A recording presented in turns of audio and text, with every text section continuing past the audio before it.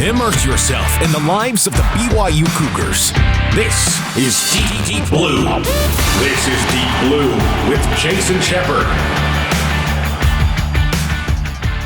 Thanks for tuning in for a new episode of Deep Blue. This is the show where we get to know the person behind the number that you see on the field or the court. These are the true stories of BYU athletes from their own mouths. My guest today from the BYU basketball team, Mihailo Boskovic. Mihailo, good to see you as always. How you doing? Good to see you too. Thank you. I'm doing good.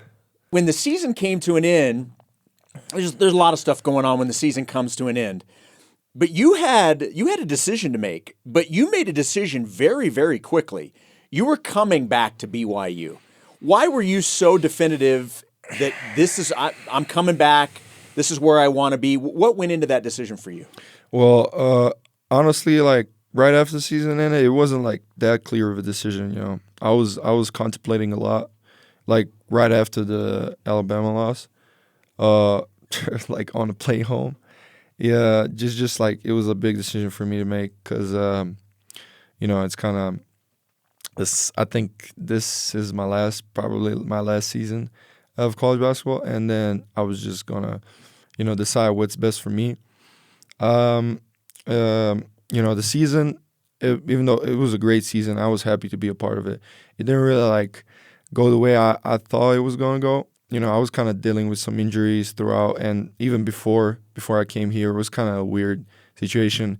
You know, me coming here, waiting on eligibility. Yeah. Can I come or can I not? It was like a whole summer thing, 3 months. So it was really like one of the weirdest seasons for me, just from like that standpoint. And I wanted to have like one full season. And I thought, you know, well, I'm here. You know, I already know everybody. I know the system, and I feel great here. Like basketball-wise, this is like one of the better places that I've ever seen, if not the best. You know, just the seriousness of the coaching staff, the professionalism, the, you know, Marriott Center, all the people here, the people that live for basketball. I think that energy is very important wherever you go, and I think the continuity in basketball is important too. So, you know, I was just thinking about, you know, not jumping ship too early. I think it's kind of what most of the people try to do, you know, to get themselves in better positions. But sometimes continuity is also like very important. And yeah, so I had long talk with my people, with my family, you know, with my friends, with people that I kind of trust when it comes around basketball parts. You know, my agents and stuff. And you know, I had talk with Coach KY, and you know, I felt very good after that talk. And yeah, I just decided to stay, not even before portal opened. So. Yeah. Well, and you know, you mentioned having to deal with the NCAA eligibility issue and waiting that out and having some injury. How do you feel, or how much better do you feel going into this year, being healthy and not having the eligibility issue hanging over your head, that's all taken care of, that you can focus all of your efforts on basketball? Yeah. How much of a lift off your shoulders is that? It's a big lift, honestly. I just like right after I made that decision, it was the second decision that I had to like choose. Do I want to, you know, get over with I had like a little, I don't want to really get into it, but like a little ankle problems. And yeah, I just, you know, I went in, cleaned it up, you know, took time off for a month, rehabbed, and, you know, right now I'm back and I feel great. You know, I still got a whole summer ahead, so it does a whole 30-something days to get better, and that's what I kind of like that time off season. That's one of my favorite times of the year, honestly. And yeah, just I think that right now with all that, you know, behind me, I think that it's going to be much easier, and I already feel great about it. Like, you know, going to practice, going to working out, weight room and stuff, you know, and finishing that, coming again, you know, in the nighttime or afternoon time. I just feel great about it. So I think it's going to be a lot of help that is behind me right now. From an on-the-court standpoint specifically, you mentioned, this was your first year in college basketball. You've played in Europe. You've played in all these other leagues. How was the first season in terms of the type of game it was, the type of opponents that you played. From an on-the-court perspective, how was your first year of college basketball? It was kind of weird, honestly. Not in a bad way. It was just it was tough to, I would say, adapt to it. So like, game is very different, obviously. In what ways is the game different? Did you feel? I think that intensity wise, it depends of your opponents, but I think intensity wise, when Big 12 league play start coming up in January, I think that the upped intensity much more, and I don't think like where I've played at, it wasn't every game intensity like that. So I think that intensity, like athletic ability of players, athleticism is very, very big here. That's different. But also like how your opponents prepare for the game, like game plan and stuff. It's kind of a little less how do I say, not evolved, but like it's a little better, or of course it's better in Europe because like there's pro players, like older players, and so I think that from that standpoint it's in Europe, but here it's a lot more intensity, or continuously intense. Like every game since the conference play started to end of March Madness, like every game was full of intensity and physicality and athleticism. So I was just I think that it was that shift was kind of, I think, most not difficult, but the toughest one for me. At some point I kind of felt it and like figure out how to deal with it. But yeah, that's I would say the two most important differences between two leagues, or two games. Is there a game from last season? Like you started your career, you finished with 11 points, 3 rebounds, couple of assists against Central Arkansas. On senior night, you tied your season high for points in the win against Utah, which we all know is a big deal, especially after losing in Salt Lake City. Is there a game for you that stands out above any of the others, or maybe a couple of games? Well, I think there's both the games against Iowa State, honestly. So first game it was at their place, which was rocking, like one of the better venues I was at.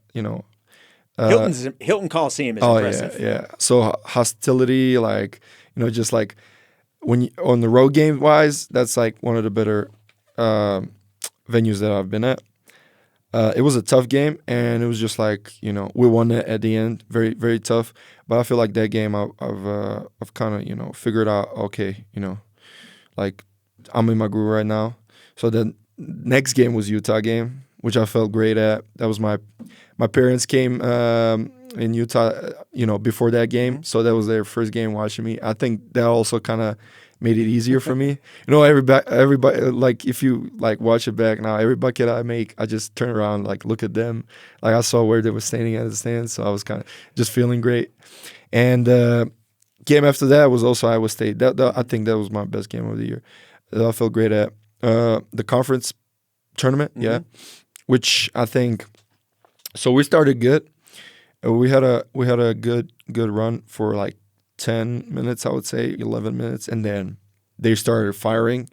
Curtis Jones, I think he made like 5 or 6 threes in like second portion of the first half, so it was crazy. And they were up 10 at halftime, and we were just like, we can't, like, we gotta stay resilient, like we gotta fight back right now.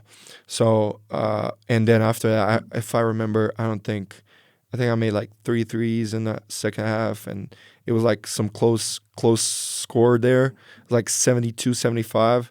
And after that, I think we kind of like, after those 2 threes, and I think Richie made a 3, we kind of broke them off and won the game. So yeah, I felt great that game. It was a tournament, like conference tournament too, so it was important. For all of you mentioned playing at Iowa State in that atmosphere, and obviously playing at Utah, it's going to be a hostile environment.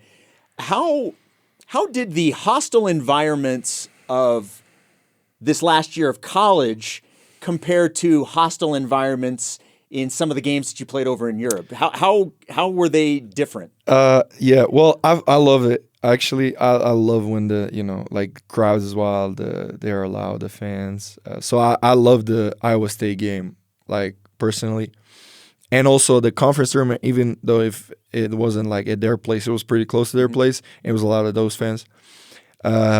It's not really like hard, comparing to Europe, like. I've heard some stories about Europe. Well, the thing is, like, the leagues that I played at, there aren't like many teams that have like some of them, but those that do, they are crazy. And I played like Partizan, that's one of the biggest clubs in Serbia, but in Europe in general. And we played against them on the road, and we won that game. They were number one that year. They just like. I remember like it was 20 something thousand people in the crowd, like in the biggest city in Serbia. It's just like they're like loud every minute of it. They're rooting for them. Then when you get the ball, they're like, ooh. Then when you make a good play, they're like start cursing you from the stands. Like you sit down on the bench, you still hear them. Like it's so crazy. Like it doesn't really compare to here. But I would say here is different because there's a lot more teams, I would say, that have, high volume of people that come. And I guess it kind of goes into that students love to come to the games, but also, a lot of people from that city in particular are fans of the college team. So, I mean, we had Iowa State, we had even Utah, who has, 3,000, 4,000 people come to the games. It's kind of loud when it's all packed up in there. Of course, our place. I heard Kansas is good. We're going to Kansas this year. Well, you guys went down to Tucson to take on Arizona, and that. Oh yeah. I forgot about that. That was wild. Yeah. I was like, that was I think most similar to Serbian one because like it got confrontational at the end. It was pretty fun. But yeah, I would say like I think more teams here have that than compared to where I played at, but. Like those that have it in Europe, they're crazy, and it's like not even the top leagues. They're like nothing can compare to that. Honestly, not even no NBA, no college basketball. The NCAA tournament, that's what everybody in college basketball is trying to get to, and you try and go as far as you can. And you guys were able to go to the Sweet 16 this year, and I know that you guys. Have hopes to take it even further this year. And I know that's what gets BYU fans excited. How would you describe that run in the NCAA tournament? What did that run mean to you this last year? What did that mean to you and this team to be able to do what you guys did getting to the Sweet 16? Well, I just think for the team it meant, like that's a reality. That's not even like, if discussion. If you would say so. We kind of like throughout the year, everybody was saying, we're going to make it. We're going to go to the tournament, all this. We're going to win the Big 12. But I don't think you could have seen that really from the point, like before I can't remember what game was it exactly, but like I remember we started the league play or conference play bad. We kind of won some games, but then we lost a couple. And then after West Virginia, I remember we won like 10 or something in a row. And, from that point on, we kind of like figured out. And then you could have seen like, oh, yeah, this is like real for us. And conference tournament, like we beat Iowa State. We felt confident against Houston. I mean, we lost at the end, but like even going into March Madness, we still felt confident. I think the biggest part about it about March Madness is that it's only one game, so like and it's not like any one team has like a great advantage because it's all college basketball. It's like from 18 to 24, it's like not a greatest age gap. Like everybody's kind of similar, of course, like quality isn't, but everybody can win any one game. You saw like against us, Alabama shot like 20 or I don't know how many threes they made, but I know they were unconscious. But next game against Duke, they shot like not even 5 made. Yep. So I think that it's just like for that game, I felt like throughout the game, I don't know. It felt like we weren't ready to take that next step. It just you can see like, yes, they were making threes, but they also like made a lot of plays, like taking rebounds, scoring, not very hard. And yeah, I think that it was just important to see like what you need to have to get over that bump, to get to Elite Eight, to get to Final Four. And I think we have it this year. I'm pretty excited about it, just throughout the year. I mean, it's a long season, so we're gonna have to figure out, throughout the season. But once that time comes, I think we'll be ready. All right, we're talking with Mihailo Boskovic here on the Deep Blue Podcast on BYU Radio. The Big 12 is full of unforgettable moments, and big stories is where they're told. Host Cleon Wall teams up with voices from across the conference to spotlight the biggest plays and the most inspiring stories. Do not miss it. Listen to Big Stories wherever you get your podcasts.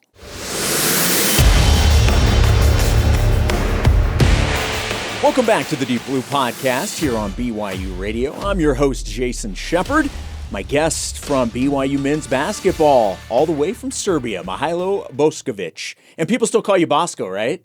I think so. I don't know. I remember I was interviewing you for pregame for the radio broadcast, and you were kind of going through some of the nicknames, but you said for the most part people call you Bosco, right? That's what. Yeah, I think like fans and outside people, they kind of know me as Bosco, but I don't know. They call me Mihai and Hilo and all this stuff. So what does your mom and dad call you? Son. I never heard any son. Well, then that's a perfect tie-in for exactly where we wanted to go. Your mom's name is Anna. Anna. Steven? Steven is your dad. Now, 2 siblings, right? Yes. Okay, so tell me about your family dynamic growing up. Pretty normal. Both parents, we lived in a house. They had my sister when I was 3 years old and my brother when I was 10. So I remember also, speaking of interviewing you and I interviewed you a couple of times for pregame, one of the things that I remember you telling me was that, and it was cool to hear you say that your parents were able to come out for the Utah game and actually see you here, because I remember you telling me that you weren't sure how they were going to be able to even watch some of the games because being able to get like ESPN Plus wasn't really an option. Yeah. Were they able to watch most of your games this year? Yeah, I don't think they watched like a whole bunch of them. I would say they maybe watched like 40%. Yeah. It's still good. I think it's kind of they always watch highlights after. So right. I'm talking about live games. Yeah. But yeah, it's kind of hard because of the time difference. It's not even about where you can watch it; it's about when you can watch it, because it's like 4 a.m. in Serbia. They got to get some sleep. Of course, yeah. Every game in Marriott Center is like 2 a.m. in Serbia or 3 a.m. Depends on here. It's like mostly 6 or 7 p.m. Right? Yeah. Yeah. So, but yeah, during towards the end of the season, they watched most of the games. And when conference tournament started and March Madness, all my friends watched too. So you had some morning games, so that probably helped a lot in terms of the time difference. The Iowa State game was like 11 a.m., so that was like 7 p.m. That's perfect for your parents. Oh yeah. What role did sports play in your life? Like, at what point did sports become important to you? Well, it played a huge role just like standpoint of growing up. I kind of started playing basketball at 7. Were you always tall? I was decently tall, nothing crazy until I would say maybe my freshman year of high school. It's like 15 years old. That's why I started going over 6'6", and yeah, I was there was telling me you're gonna be tall. And 7, started playing basketball. Before that, my parents kind of took me all, this little gymnastics. For a year. I remember I trained that before basketball. just I like when you're a kid in Serbia, mostly you just play football or soccer. Yep. And I remember that was the like you would just do it for fun. You would go out and play for like 8-9 hours straight and just come back home like all dusty and tired. And that's how I remember my childhood being like. Basketball was pretty cool to me, but it wasn't like crazy important. My dad took me to basketball because he used to play, but he quit at 20. Decided to pursue his law degree, but he still loved basketball. So it was like kind of his favorite sport, and he got me into it. I wasn't really like keen to practice too much. I just loved to go to basketball practices because all my friends were there, and it was kind of fun to play. But I didn't like give much to it. Up until I would say like 16 or 17 years old, that's when I like kind of started to shift towards it more. Like say, this is my goal. I want to do this. In Serbia, you don't have like, when you're in high school or college and you have in school athletic department, like you play basketball in your high school. That's your basketball place. In Serbia, it doesn't have that system. It's like you have school and then you have your practices with basketball team that you're at, So you can't really do both if you want to be a professional. So if you want to be good at school, like once it gets to the point of college, like you got to choose. And I kind of like at 18, my parents were like, so what you going to do? And I was like, well, I want to play basketball. But at the time, it wasn't like really realistic to them.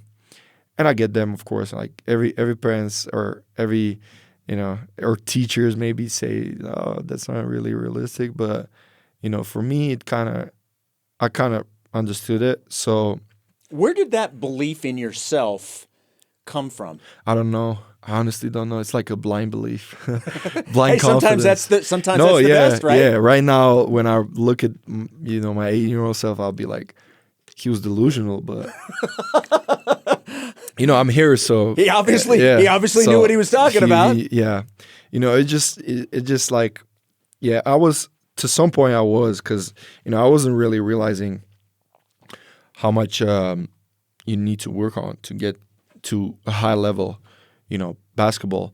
I kind of, just had luck and like God gave me, these abilities to be tall to, everything that I have. And, when I realized that I don't want to take it for granted, that's when I realized, okay, I want to play basketball. I want to really, really get into it. So I remember when I was 18, there was a COVID hit, I think, that year. And so 3 months, everybody was out, nobody was doing anything. They were all at home chilling. And like for the first 7 days, I remember, it was paradise for me. It was just like playing video games with my friends, like 12 hours a day. But then my dad kind of, said to me, like, this is like the time when you take a leap because nobody's working out. We had a backyard, we had a basketball court or, basket. Mm-hmm. And he kind of like year before he kind of got into this home training stuff, and he ordered a bunch of home gym equipment. So he had like literal gym in our side house. So he kind of like got me to train 4 hours a day every day during the COVID, and I wasn't really like, that's when I finally realized, I like this. And when it finishes and we cut, like COVID finally stopped, the quarantine stopped, and we got back to practices, and I was like, whoa, like when did I get this better? Just like, but it's not for nothing, because we were doing that for 3 months. It's like a huge time period for an 18-year-old.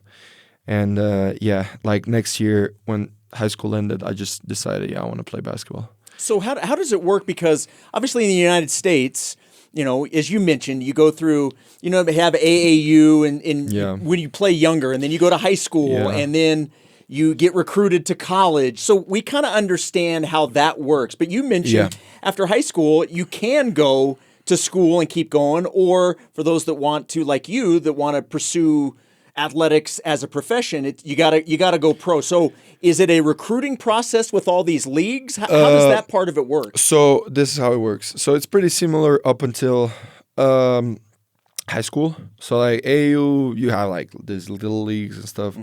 Once you get to high school, you have your junior leagues. That's when you play for teams. So the pro teams have their own junior teams. Like they're under 19 or under 18 teams. So you play for them, and then when you finish, you're signing a contract with the team. Not until you are 18 years old. Okay. So after you're 18 years old, how you show yourself.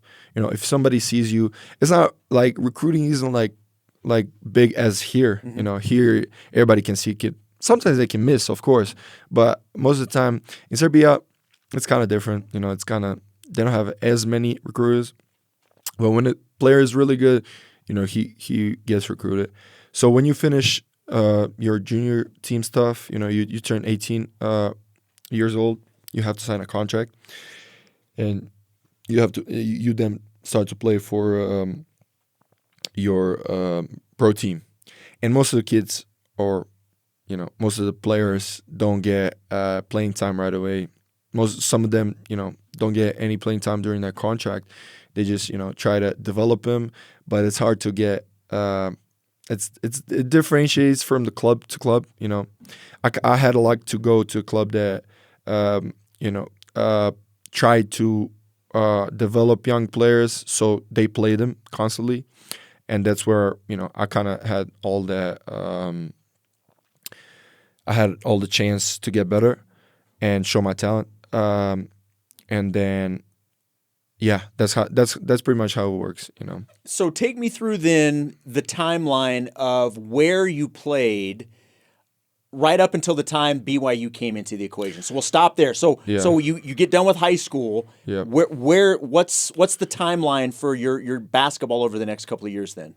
So when I finished high school, I almost got to college. Where? Yeah, it wasn't like. I don't even know. I can't remember that school, but it was like. So you considered coming over to the United States? I was considering, yeah, but at the last time, it wasn't like very good, and at that time it was harder than right now. Now it's so much easier. Like everybody is recruiting in Europe. You got NIL, you got all this transfer stuff. Like it's so much easier. Back in 2021, I think it wasn't that. Which isn't that long ago, but if you think about all the changes that have happened in such a short period of time, it's crazy. Yeah. So after that, I signed. There was this one coach who he kind of talked me into not going and staying here, and he said it's always an option. So he was right, but he kind of made me believe that he really believed in me, and I got to that. That was the club. It's called Basketball Club Dynamic. It's in Belgrade. That's the capital of Serbia. It's the biggest city. So that was my first time, leaving home. How far away was that from your home? It wasn't that really far. At that time, 3 hours by car. Okay. Not very far. But still, first time you're away from home, it's still 3 hours away from home. Yeah, it was. You're a little bit further away now. Yeah, pretty much. But it kind of prepared me for this. But I kind of figured it out pretty early, living alone and basketball wise. And that year, that was my first pro year, and went really good. I was in first league of Serbia, and it was kind of at the end of the year, I got invited for under 20 national team, and that year we won European Championship.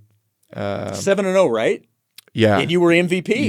Yeah. 12 points a game, I believe. Yeah, and it was a great team. So many friends.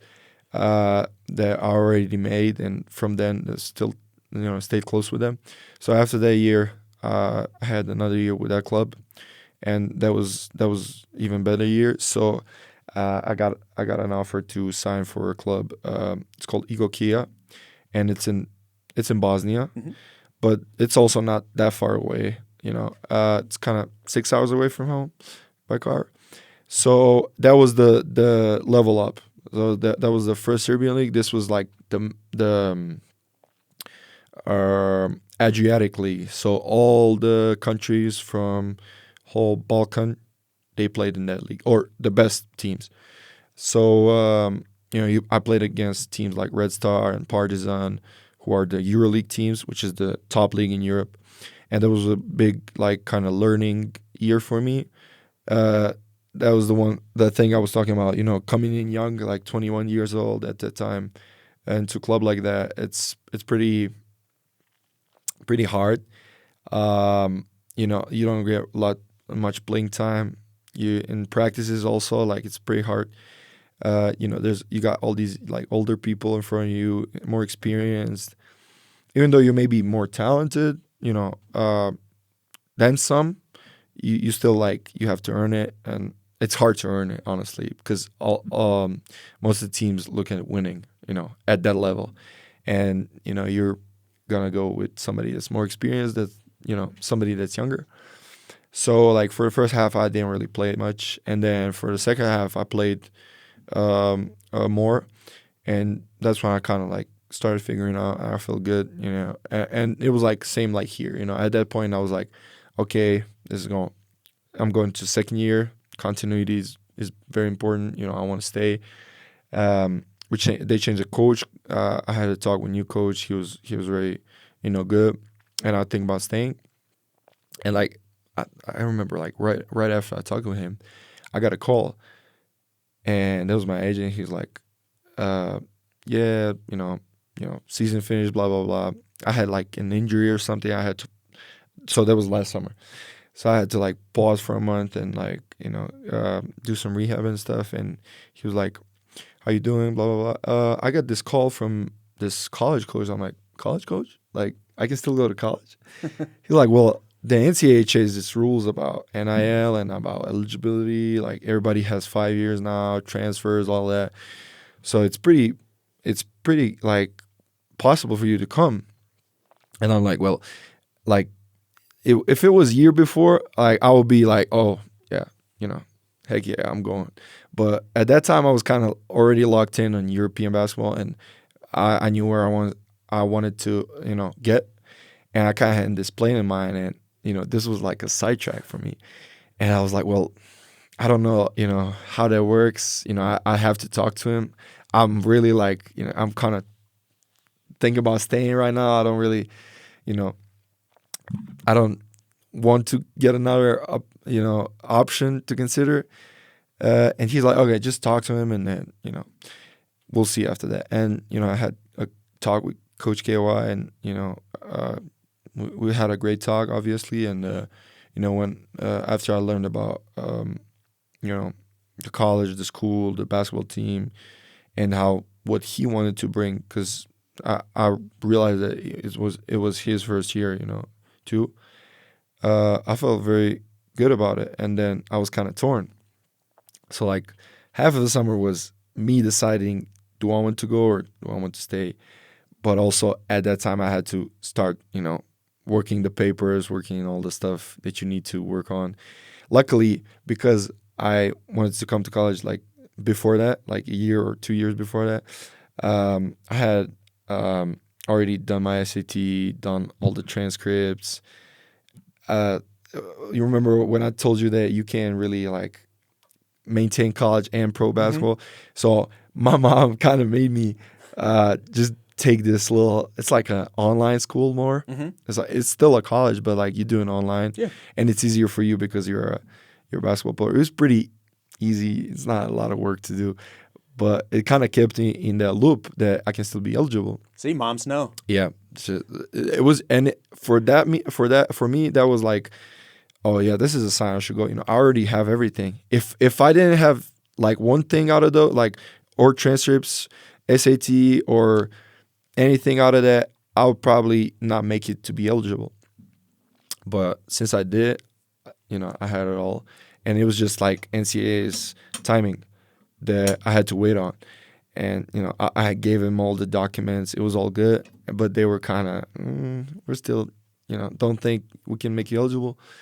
So I did all that I could, and I kind of waited. And once I got, reassurance from the school or from the coach that, at the end everything will be okay. You'll be eligible, and that's when I knew I'm going to come.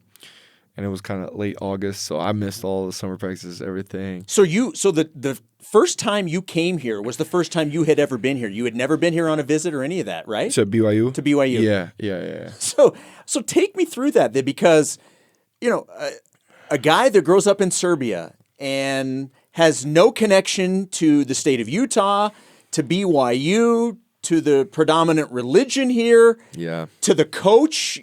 You probably, did you even know who Kevin Young was prior to? I didn't know him. He knew me. So. Okay, so you talk about a leap of faith. Yeah. How were you comfortable in making that decision? I don't know. Well, from all that I've, read about and heard and seen, it was a pretty, good place. Like nothing that can, I don't know, make me regret my decision. Yeah. I don't know. I think like what I said, it was kind of destined. That's what I would say, just because everything led to that path. It's a leap of faith, but I kind of believe in myself a lot, and I don't think like in any position that I put myself in, I think I can, get out of better and like successful. So that's what I had in mind. Well, yeah, that's pretty much it. Like I was joking with somebody.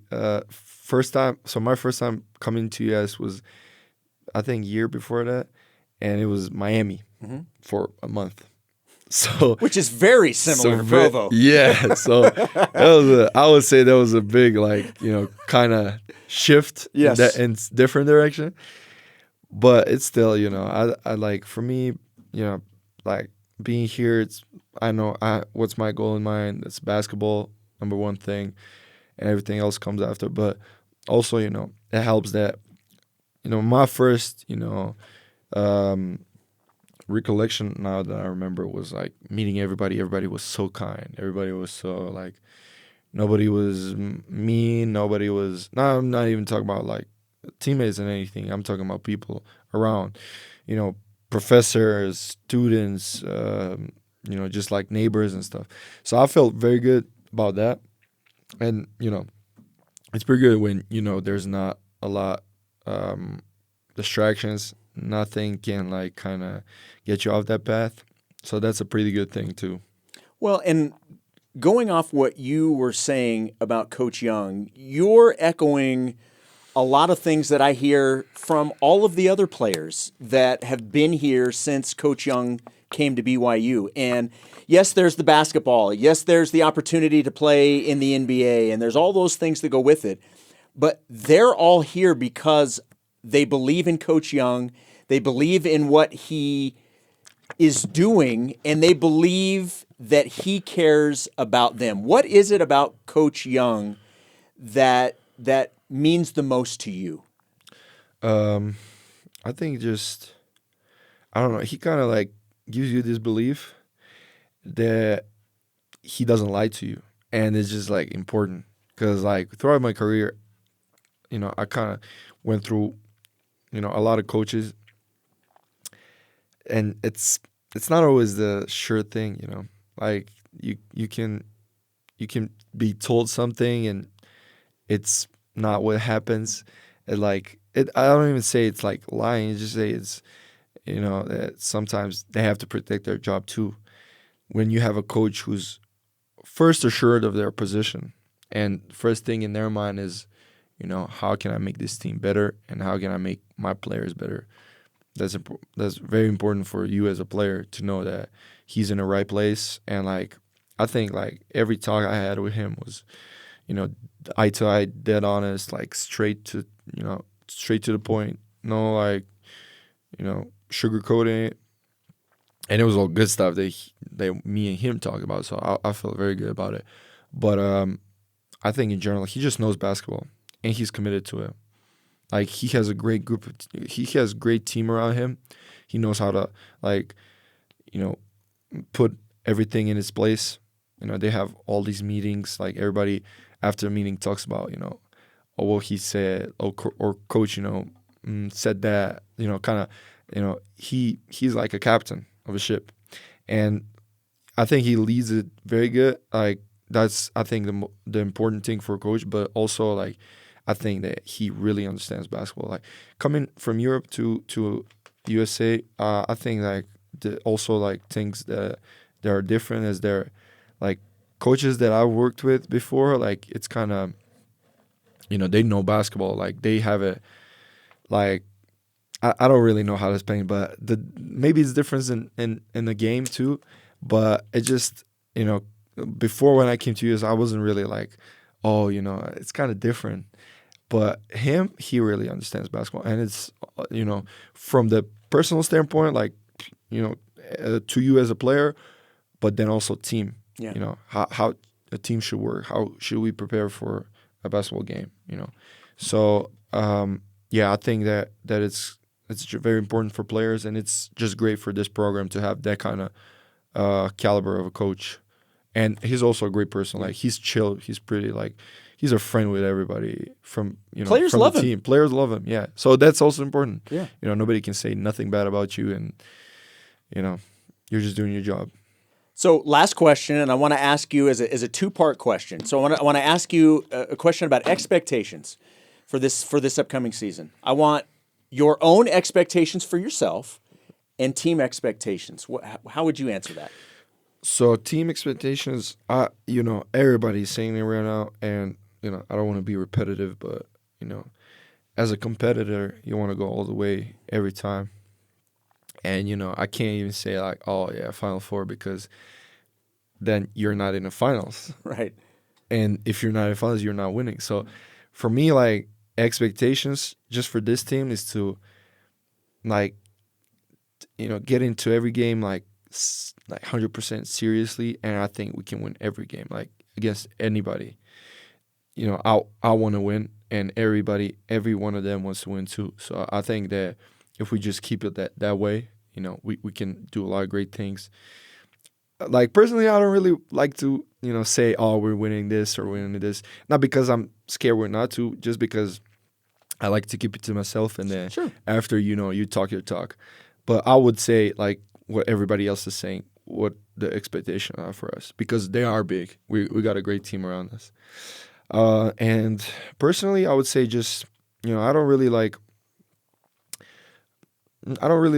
think about it too much. I just take it day at a time. I just like work on myself. That's why I came here also. Like you got great resources, great group of people to work with you, and just to get better. And I don't think like I'm even halfway there that I can be. But showing up every day, what they like to say, stacking days, and just working on myself is a big thing. But like games wise, I would say just I wanna shoot like 40% for three, because I know I can. I wanna, I don't know, like grab as many rebounds as I can, like score as much points as I can. It's just like I don't really have a goal in mind. For me, it's that when the season finishes and I look back, I say, yeah, I was a great player, and that's gonna show up somewhere. Yeah. For me, like my goal is to play basketball. No pressure where it's gonna be. If I get to NBA, I'll be super happy. If I'm in Europe, that's also my goal. Like I don't really stress about it too much. But I would say just yeah, I want to be a reliable player first of all, and I want to play a lot, because I just feel like always like my first two seasons, I remember I was playing like 29, 30 minutes, and I wouldn't get tired. And you just when you run around too much, you get used to it. So I feel I have a lot of energy in me. I just didn't like. It was a lot of stuff, to it, like injuries and stuff, that I kind of like dialed that down. But now I think like, I have it like in me still that I can show. So yeah, that would be my personal expectations. Well, Mihailo, it is always fun to get a chance to talk with you. I always appreciate the time. Good luck this season. And thanks for doing this today. I appreciate it. Thank you for having me. All right, my name is Jason Shepard. Ben Hall produced this episode. Deep Blue's senior producer is Cleon Wall. You can download and subscribe to Deep Blue on all podcast platforms or find all episodes on the BYU Radio app. Deep Blue is a production of BYU Radio.